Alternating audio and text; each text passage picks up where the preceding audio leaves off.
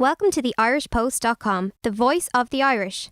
Guys, so far there's been an absolutely fantastic response to The Hole in the Ground, and I know you had great success with Sundance.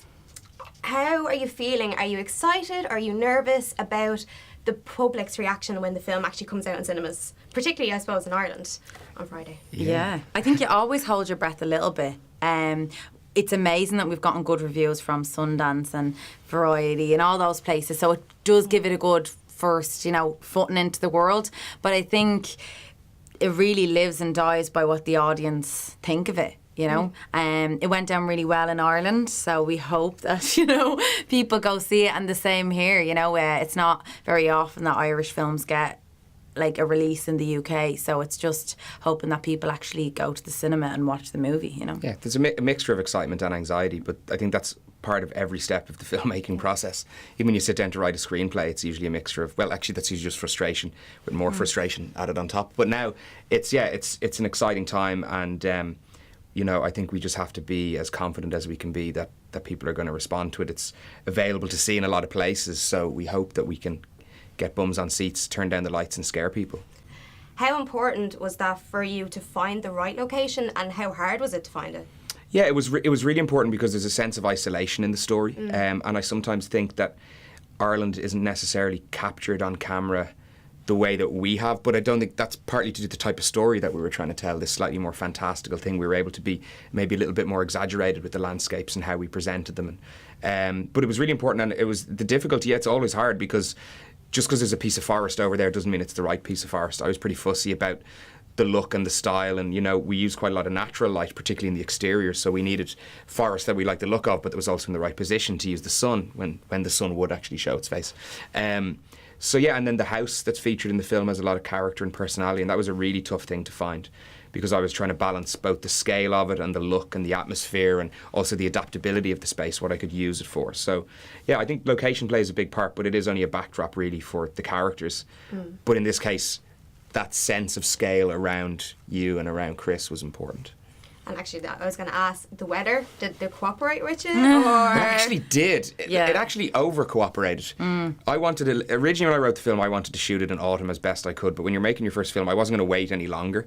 It was time to do it, and we had really good weather throughout, but it gives it a kind of strange, I don't know, it still has an autumnal look in a way, but it's got a strange sunshiny vibe at times. And there's not a huge amount of darkness in the film either. Quite a lot of stuff takes place in daylight. I came up to the set one day and everyone had the mosquito nets on them, and I'd never seen that on a set before. So it was basically like a little parcel bag over your head. It's like net, And I was like, everyone's having a laugh, they're joking. I'd never seen them before, and that was like a horror movie, looking around to see everybody in these like netted bags over their head so they don't get bitten by mosquitoes. But the weather was it was very nice, and the weather was too good on the days when I was fighting to get a little bit of darkness late in the day. We shot it right at midsummer, so it was like the longest day of the year, and so I think of real darkness, I think we might have had like 2 hours across the entire film of proper darkness. You had to cheat it a lot, yeah. Never cooperates. Yeah, exactly. And that's my next question is going to be for you, Seána, in terms of your, talking about the weather. It was quite a physically demanding role in terms of the terrain that you were dealing with and the woods and then the stunts. How did you find playing the role? Yeah, I'd like to see the outtake of me absolutely flying over a twig or a tree branch in the woods. There's a few of them. Terrain, yeah, I'm sure there are. You need to burn that film. Yeah. So that in practicality, you're like, yeah, okay, just clear the pathway. And but it was a very physically demanding role. But I knew it was gonna be, and that was one of the reasons why I wanted to do the role, because I'd never done a part like that. A lot of my stuff had been based in drama or drama comedy, that kind of stuff, and even the stuff on stage has never been hugely physical. So yeah, it was a big draw to the part. I don't think there was a simple scene at any point. Just technically, I don't think there was ever a simple, straightforward scene. How was it working with James? I just thought he was fantastic as well. He's so young and he just gave an incredible performance. But we both had to work with him in different ways. I think like Seána had to build, one of the challenges of Seána had to build like a motherly relationship with him, with a dynamic, but also to then lose that over time as we shot. Because I think we got a lot of the happier, brighter moments out of the way quite early. And then after that, you kind of had to let that relationship kind of crumble a little bit. But yeah, he's a great young performer with like, stacks of talent available to him. And for me, he was a dream to kind of actually work with and direct. And I think he offered both of us more support than we expected. Yeah, big time. Yeah. For an 8-year-old kid. He turned 9 on the shoot. Yeah. He matured a lot, you know, in the middle of it all. But no, he was really great. And, you know, as children growing up yourselves, what's your first kind of memory? What's your first memory of watching horror? Or what's the first horror film you ever remember watching? Your turn to go first this time. You see, I don't think I watched many horrors because I was a scaredy cat. I grew up like watching Disney. So I actually thought Kingpin was a horror because I remember my mum and dad watching it in the sitting room, and I came in, and it was the time when he's getting his hand put into where they polish the bowling balls, and I was like, okay, I'm gone. Like, so for years I didn't watch Kingpin because I was like, oh no, that'll freak me out, and it's like, oh no, it's actually not a horror at all. So I think I have a strange concept of what horror is. For me, I can remember this first specific movie moment that scared me, which was in Jaws when Richard Dreyfuss goes diving and Ben Gardner's head pops out of the boat hole. He finds a great white tooth, and this decapitated green kind of head pops out. And that was the first time I remember, because up at that point it had all been Bambi and stuff like that. And I was about maybe 6 years old or around that age. And that stuck. I was like, oh, movies can frighten you. And I was kind of hooked from that point. And what would be your favourite horror film now as an adult? Jaws. Your Jaws is yours. That's my stomach. For dramatic effect. Yeah.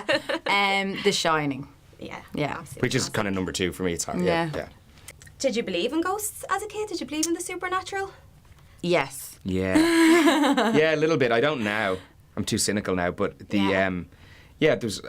I would like a ghost story, and there's always in Ireland as well. There's always the neighbours down the road. They lived in this house where or something. Yeah. My own family had some weird experiences as well, but I kind of ignored them. Yeah. There's always fairies or ghosts or banshees, and all that was. I've had to rule it out. I've had to rule it out in order to not be freaked out all the time. I was going to do a quick would you rather horror version.